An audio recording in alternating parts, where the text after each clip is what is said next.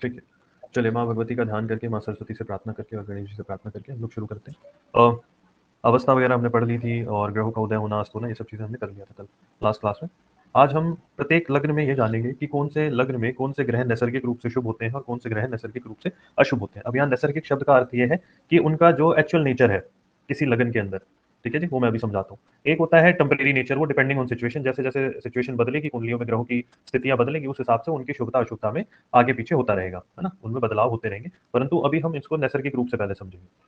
जैसा कि मैंने आप लोगों को बताया था कि जो केंद्र भाव होते हैं, केंद्र भाव कौन कौन से होते हैं आपको पता है, 4, 7, 10, पहले भाव को भी ले सकते हैं इसमें, बट हम उसको त्रिकोण में ले रहे हैं। फिर आते हैं त्रिकोण भाव, ये कौन कौन से हैं, पहला, पांचवा और नवा। अब इसको थोड़ा सा समझ लो, हो सकता है आपको ना याद हो तो मैं इसको याद दिला देता हूँ थोड़ा सा। इधर देखिए,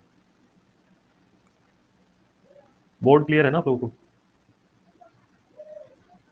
हाँ सर। ठीक है, बहुत बढ़िया। जैसा कि आप लोगों को पता है कि ये वाला जो भाव है ये प्रथम भाव है, ठीक है जी, या फिर फर्स्ट हाउस कह लो इसको, ठीक है। ये द्वितीय भाव है, ये तृतीय भाव है, ये चतुर्थ है, ये पंचम है, ठीक है, ये षष्ठ भाव है, छठा भाव, ये सप्तम है, ये अष्टम भाव है, ये नवम है, ये दशम है, ये एकादश है और ये द्वादश है।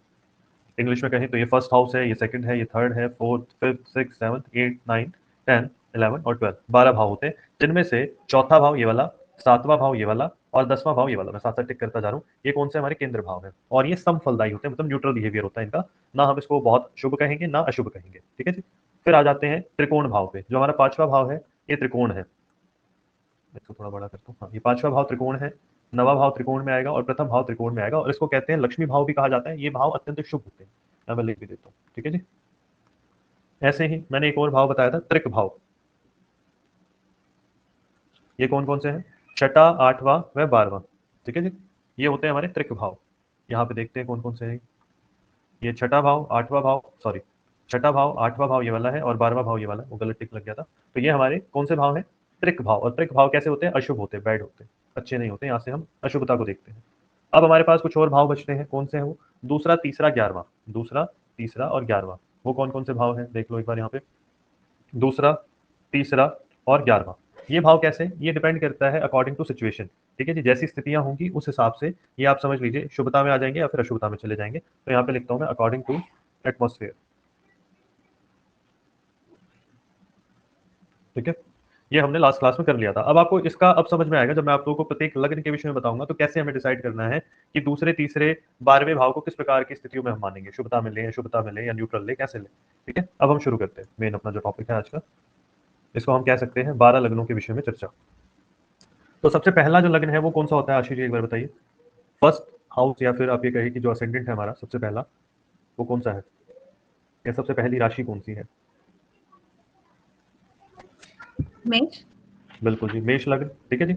मेष लग्न क्यों बनेगा, जब कुंडली के प्रथम भाव में मेष राशि आएगी, या फिर जिस समय किसी बच्चे का जन्म हुआ उस समय पर अंतरिक्ष में पूर्व दिशा में मेष राशि भ्रमण कर रही होगी, तो वो लग्न कौन सा हो जाएगा, मेष लग्न, ठीक है। ये चीज आपको क्लियर होनी चाहिए, मतलब जिस बच्चे ने कभी जन्म लिया या किसी बच्चे का जन्म हुआ, तो ये हमारी ईस्ट डायरेक्शन, पूर्व दिशा की तरफ जो राशि चल रही होगी या भ्रमण कर रही होगी, हम उसको कुंडली के प्रथम भाव में लिख देंगे। जैसे 1 नंबर लिख दिया तो ये क्या बना, मेष लग्न की कुंडली बनी। और ऐसे ही आगे बढ़ जाएंगे, 2, 3, 4, अब ये क्या है, 2 माने वृष राशि, 3 माने मिथुन राशि, 4 माने कर्क राशि, ये सब आप कर चुके हो, 5, 6, 7, 8, 9, 10, 11 और 12, ऐसे सभी राशियों को आपने लिख लिया, ठीक है जी।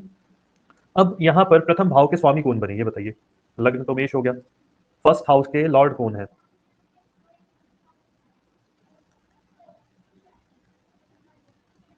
मेष राशि के स्वामी कौन है, मंगल। तो भैया मंगल ही तो होंगे, क्लियर बात मेरी, ठीक है। तो मंगल हमारे प्रथम भाव के स्वामी हो गए। अब इस मंगल को क्या कहा जाएगा, लग्नेश, इंग्लिश में असेंडेंट लॉर्ड, और हमारे संस्कृत में लग्नेश कहा जाएगा, क्योंकि वो फर्स्ट हाउस के स्वामी है, लगन के स्वामी है, तो लग्नेश हो गए। आगे बढ़ते हैं, यहां तक समझ में आ गया। अब यहाँ पर हमें 3 कैटेगरी में बांटना है ग्रहों को, कि मेष लग्न में कौन से ग्रह शुभ होंगे, कौन से ग्रह अशुभ की श्रेणी में आ जाएंगे, और कौन से ग्रह न्यूट्रल आ जाएंगे, जिसको हम सम कहेंगे। अब इसको जांचने का तरीका मैं फॉर्मूला आपको दे रहा हूँ, समझ जाओ, बाकी का आप अपने आप ही कर लोगे, 2, 4, 5 में प्रैक्टिस करा भी दूंगा, बाकी आप अपने आप खुद ही कर लोगे। भाई फर्स्ट हाउस जो होता है उसको हमने किस में रखा, त्रिकोण में, और त्रिकोण भाव जो होते हैं वो क्या होते हैं, शुभता में होते हैं। तो पहले भाव का जो स्वामी है वो कौन है, मंगल है, क्लियर बात, हाँ या नहीं। तो हम क्या करेंगे, हाँ। मंगल को शुभ में रखने की कोशिश करेंगे या फिर इसको शुभ में मानेंगे, हाँ या नहीं। हाँ। बिल्कुल सही बात। परंतु हमें यहाँ पर एक और चीज का ध्यान रखना है कि भैया मंगल के पास तो दो राशियां हैं, तो फटाफट से जिस ग्रह के पास दो राशियां हैं उसकी दूसरी राशि को भी चेक किया जाएगा। तो मंगल के पास दूसरी राशि है, वो है वृश्चिक। तो मैंने फटाफट से चेक किया और मैंने पाया कि भाई वृश्चिक राशि तो अष्टम भाव में लिखी है। अब अष्टम भाव तो त्रिक भाव होता है, ये तो बुरा भाव है, अशुभ भाव है। अब क्या करें जी, फंस गए हम तो, है ना। अब कहाँ लिखे इसको, शुभ में लिखे, अशुभ में लिखे या सब में लिखे, कहाँ लिखे, समझ में नहीं आएगा। ठीक है जी। अब हमें क्या करना है, एक फॉर्मूला समझो। एक फॉर्मूला ये है कि कभी भी लग्नेश को अष्टमेश होने का दोष नहीं लगता। क्लियर हुई बात। अब इसका अर्थ क्या हुआ, भाई जो राशि पहले भाव में लिखी है उसका स्वामी जो ग्रह है, यदि उसकी दूसरी राशि यदि आठवें भाव में लिखी होगी तो उस ग्रह को कोई दोष नहीं लगेगा, वो शुभता में ही आएगा, उसको हम शुभ में ही मानेंगे। अब इस डेफिनेशन को पूरा कर देता हूं, मैं यहां लिख भी देता हूं। लग्नेश को अष्टमेश, क्योंकि यहाँ पे पहले हमने अष्टम भाव की ही बात की है तो मैं अष्टमेश लिख रहा हूँ। ठीक है जी। उसके अलावा यहाँ पर यदि लग्नेश छठे का भी स्वामी होता या 12वें का भी स्वामी होता, इस लगन की बात नहीं कर रहा, अन्य लगन की बात कर रहा हूँ, एक फॉर्मूला लिखवा रहा हूँ, इसको आप नोट करके लिख लीजिए। लग्नेश को अष्टमेश, षष्ठेश मतलब छठे भाव का स्वामी, षष्ठेश माने छठा भाव, और द्वादशेश होने का दोष नहीं लगता। इसी चीज को मैं आप लोगों को पहले क्लियर कर देता हूँ, इस टॉपिक पे हम आते हैं तो इसमें हम इस बात को क्लियर करते हैं कि इसका अर्थ क्या है कि लग्नेश को षष्ठेश, अष्टमेश या द्वादशेश होने का दोष नहीं लगता, इसका अर्थ क्या है समझते हैं। देखिए जब मैं कहूँ लग्नेश, या फिर जब मैं कहूँ षष्ठेश, या मैं अष्टमेश कहूँ या द्वितीयेश कहूँ या तृतीयेश कहूँ या चतुर्थेश कहूँ या पंचमेश कहूँ, मतलब भाव का नाम लिया और उसके पीछे एश लग गया, ठीक है।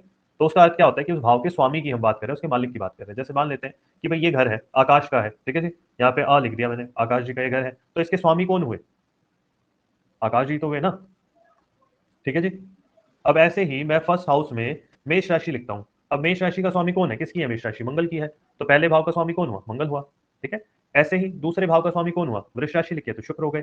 तीसरे भाव के स्वामी बुध हो गए। चौथे भाव के स्वामी, यहां मैं केवल मेष लगन की कुंडली की बात करूंगा ना, इसको ऐसे रट मत लेना कि पहले का स्वामी तो मंगल होता है भाव का, दूसरे का तो शुक्र होता है, रटने के लिए नहीं कह रहा, क्योंकि यहाँ पे एक नंबर लिखा है इसलिए हम बात कर रहे हैं। तो पांचवें भाव के स्वामी सूर्य, छठे भाव के स्वामी फिर से बुध आ गए, सातवें भाव के स्वामी फिर से शुक्र, आठवें के मंगल, नौवें के गुरु, 10वें के शनि, 11वें के शनि और 12वें के गुरु मतलब बृहस्पति देवता। यदि यहाँ पर मेष लगन ना होता, इस बात को समझे, कोई दूसरा लगन होता, एक्स वाई जेड कोई भी, चलो हम एग्जाम्पल के लिए मान लेते हैं यहाँ पे वृश्चिक लगन होता, ठीक है। यहाँ पे 8 नंबर लिखा है, पूर्व दिशा में कौन सी राशि आ रही है, वृश्चिक, तो लगन कौन सा हो गया, वृश्चिक लगन। अब यहाँ पे लग्नेश कौन हुए, क्योंकि फर्स्ट हाउस में जो है मंगल की राशि आई है तो मंगल ही तो हुए यहाँ पे लग्नेश, तो लग्नेश कौन हुए, मंगल। मैंने लिख लिया यहाँ पे। दूसरे भाव में धनु राशि आएगी, गुरु की राशि है तो गुरु हुए यहाँ के स्वामी। ठीक है जी। यहाँ पे शनि की राशि आई तो शनि स्वामी। चौथे भाव के स्वामी यहाँ पे कौन बनते हैं, क्योंकि फिर से कुंभ राशि आई तो शनि। ठीक है जी। शनि के पास एक राशि है मकर और दूसरी राशि है कुंभ। आगे बढ़े, पांचवें भाव में 12 नंबर राशि मतलब मीन राशि लिखी है तो यहाँ के स्वामी कौन हुए, गुरु हुए। फिर एक से शुरू करते हैं, यहाँ पे मेष राशि मतलब मंगल, मतलब छठे भाव के स्वामी मंगल हुए। सातवें भाव के स्वामी शुक्र हो गए यहाँ पे। आठवें भाव के स्वामी कौन होंगे, बुध। नवे भाव के स्वामी चंद्रमा। दशम भाव के स्वामी कौन हुए, सूर्य। एकादश भाव के 11वें भाव के स्वामी कौन हुए, बुध हो गए। और 12वें भाव के स्वामी कौन हुए, शुक्र। तो जैसे लग्न बदलेगा तो भावों के स्वामी अलग अलग हो जाएंगे, जिस राशि को हम वहां पे रखेंगे किसी भाव में, उस राशि का जो स्वामी है वो उस भाव का भी स्वामी बन जाएगा। ये बात क्लियर हुई मेरी।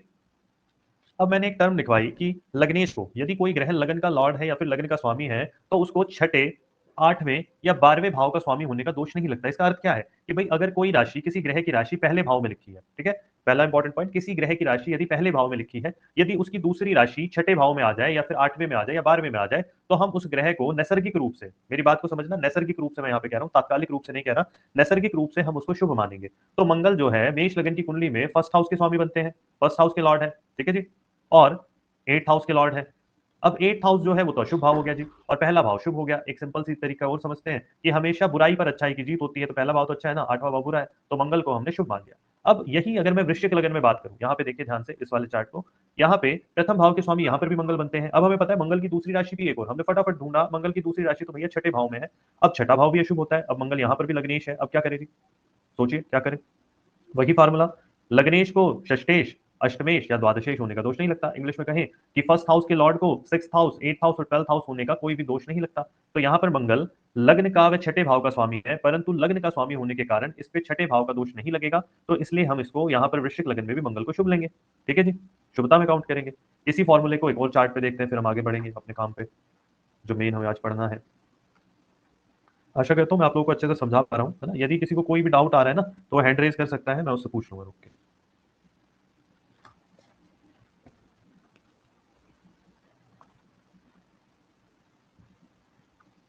मान लेते हैं वृष लगन की कुंडली। वृष लगन की कुंडली क्यों बनी? क्योंकि जिस समय किसी बच्चे का इस बच्चे का जन्म हुआ उस समय पे पूर्व दिशा में वृष राशि चल रही थी, तो उसको मैंने प्रथम भाव में लिख लिया। प्रथम भाव है हमारा। तो दूसरे में कौन आएगा? आगे बढ़ेंगे, तीसरी राशि मतलब मिथुन राशि। फिर यहाँ चौथी, पांचवी, छठी, सातवीं, आठवीं, नवीं, 10वीं, 11वीं, 12वीं और पहली राशि मैंने लिख लिया। अब यहाँ पर फिर मैं समझाने के लिए करता हूँ। तो प्रथम भाव के स्वामी क्योंकि यहाँ पर वृष राशि है तो शुक्र बने। द्वितीय भाव के स्वामी यहाँ पे दूसरे भाव के स्वामी बुध बने क्योंकि बुध की राशि मिथुन राशि है।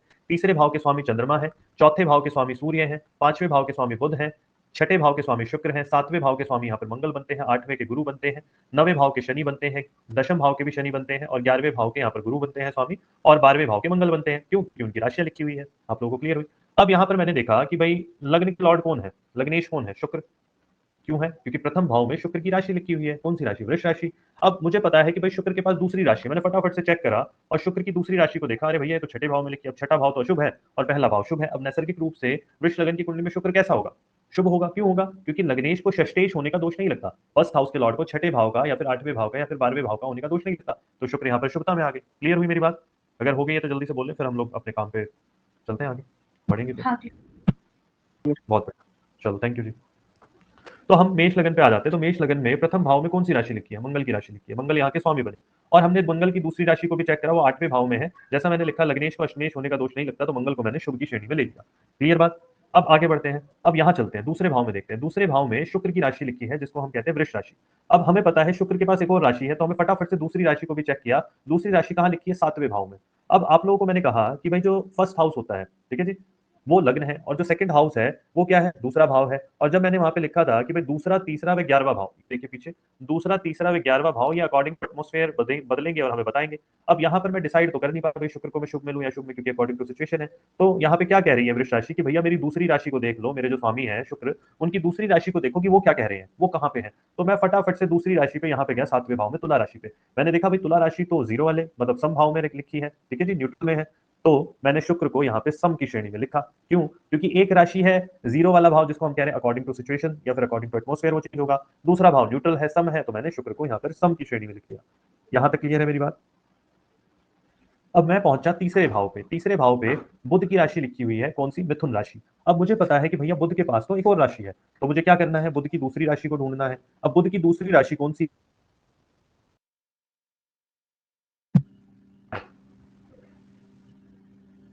है? तो दूसरी राशियों में गए तो वो कैसे कहाँ लिखेंगे? पूरे भाव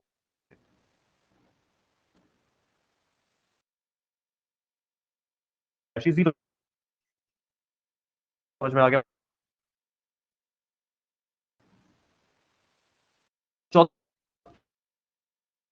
के पास तो लो इसको न्यूट्रल भाव से हुए, यहाँ पे सम हो गए। क्या आगे बढ़े हम?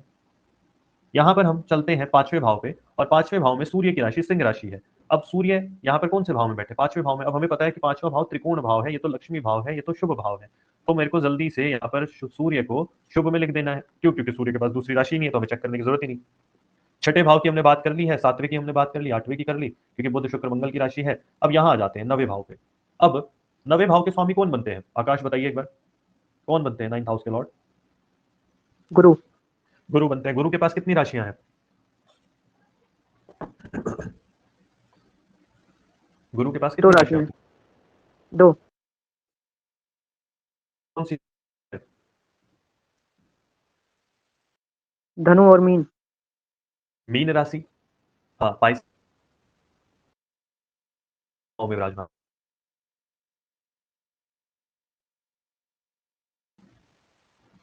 बारहवें भाव। अब नाइन्थ, अब फंस गए कहाँ लिखे जी? वो को शुभ में लिखे और अशुभ में दोष नहीं लगे। फिर वही फॉर्मूला दोबारा से लगे, वह नवमेश मतलब फिफ्थ हाउस। अब यहाँ मेष, अग्निश, पंचमेश और नवमेश को होने का दोष नहीं, मतलब छठे भाव, आठवें भाव में है नैसर्गिक रूप से गुरु को। आगे बढ़ते हैं। अब टेंथ हाउस में हम पहुंचते हैं, तो 10वें भाव में शनि की राशि लिखी है कौन सी, मकर। अब शनि के पास भी दो राशियां हैं, तो हमने देखा एक राशि तो समभाव में है शनि की, और दूसरी राशि कहां पर है, जीरो वाले भाव में है, जिसको हम कहते हैं अकॉर्डिंग टू एटमोस्फेयर या सिचुएशन, वो अपनी फितरत या फिर अपने नेचर को वो भाव बताएगा, उसमें वहां कौन सी राशि है उसके हिसाब से। तो अब हमें क्या करना है भाई, शनि की एक राशि तो सम में है, और 11वें भाव में जो राशि है वो कह रही है मेरी दूसरी राशि से बात कर लो। हमने देखा दूसरी राशि तो 10वें भाव में जो कि समभाव है, तो मेष लगन की कुंडली में हमने शनि को कहां पे लिखा, सम की श्रेणी में। क्लियर हुई मेरी बात। यहाँ पर हमें कोई मित्रता शत्रुता किस ग्रह की नहीं देखनी, हमें यह देखना है कि कौन सा ग्रह किन भावों का स्वामी है, और उन भावों की फितरत कैसी है, उन भावों का नेचर कैसा है, शुभ है, अशुभ है, सम है या फिर जीरो वाला भाव है, उस हिसाब से हम देख के इनको एडजस्ट कर लेंगे। क्लियर हुआ ये फॉर्मूला, समझ में आया, आशा करता हूँ समझ में आया होगा, हाँ या नहीं। हाँ सर। हाँ थोड़ा बहुत। चलिए कोई बात नहीं, और आ जाएगा, चिंता ना करें, है ना, मैं कोशिश करूंगा और बेहतर तरीके से इसको कराऊं। चलिए अब मेष के बाद कौन सा लग्न आता है,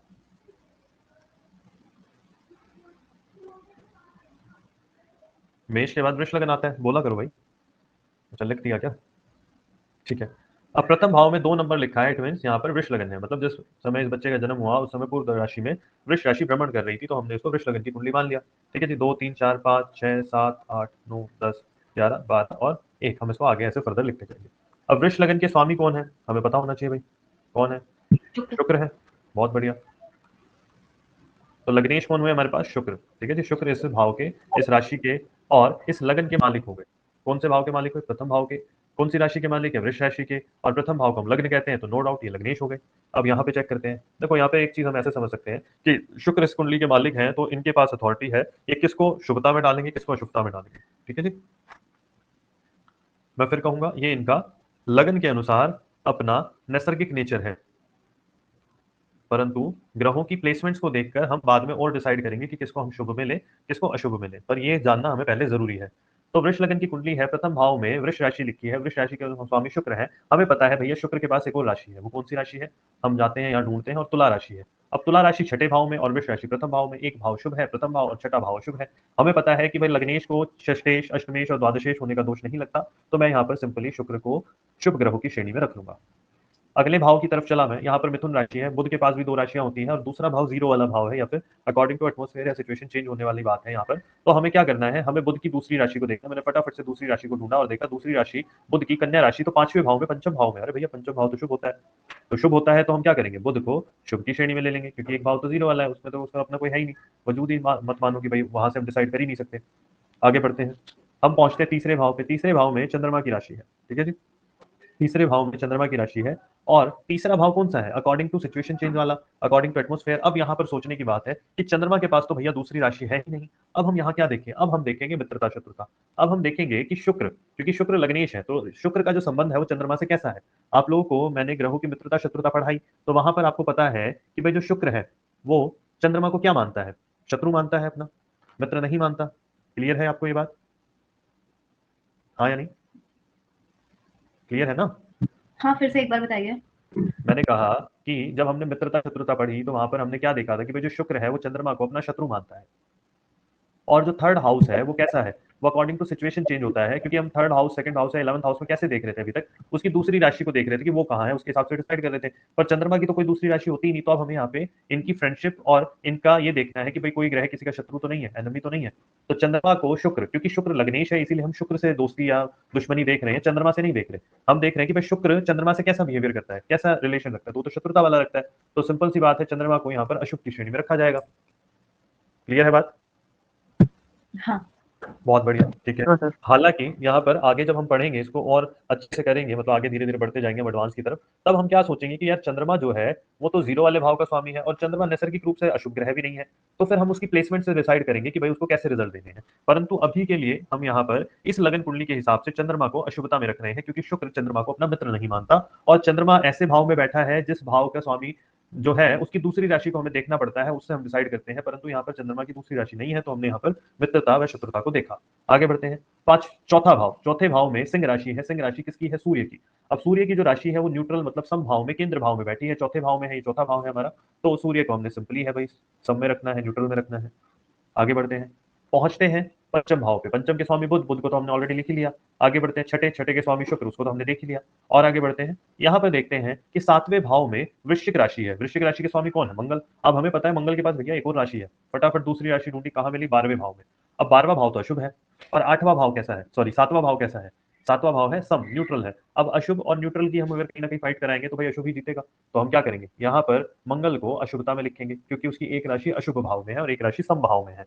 अगर मंगल की एक राशि किसी शुभ भाव में होती, पांचवें में या फिर नवे में या लग्न में होती, तब हम उसको शुभता में लिखते, परंतु यहाँ पर केंद्र में है, सेवंथ हाउस में है, तो इसलिए हम इसको अशुभ में डाल देंगे, क्योंकि दूसरी राशि 12वें भाव में है, अशुभ भाव में है।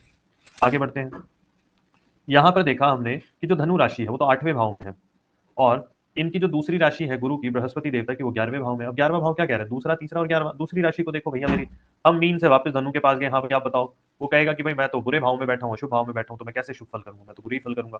तो इसलिए गुरु को यहाँ पर हमने अशुभ की श्रेणी में ले लिया। क्लियर हुई मेरी बात? आगे बढ़ते हैं। अब 9th हाउस में कौन सी राशि है, शनि की राशि है, मकर राशि है। अब हमें पता है 9th हाउस तो शुभ होता है, परंतु शनि के पास एक और राशि है, उसको भी देख लेते हैं, वो कहाँ है, केंद्र में है। ठीक है जी, तो हम यहाँ शनि को क्या लिखेंगे, हम शनि को लिखेंगे शुभ की श्रेणी में।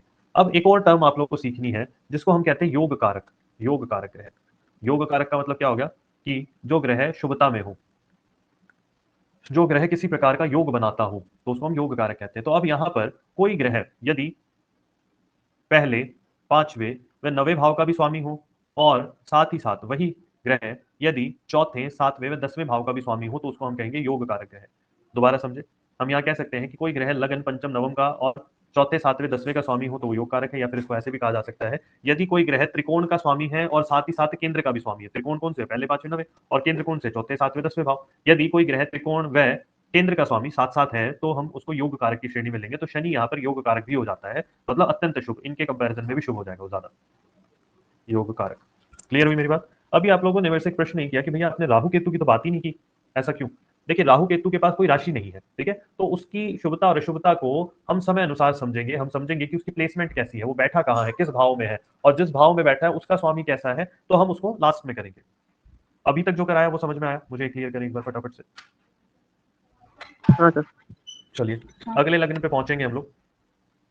अगला लग्न हमारा कौन सा बनेगा बताइए?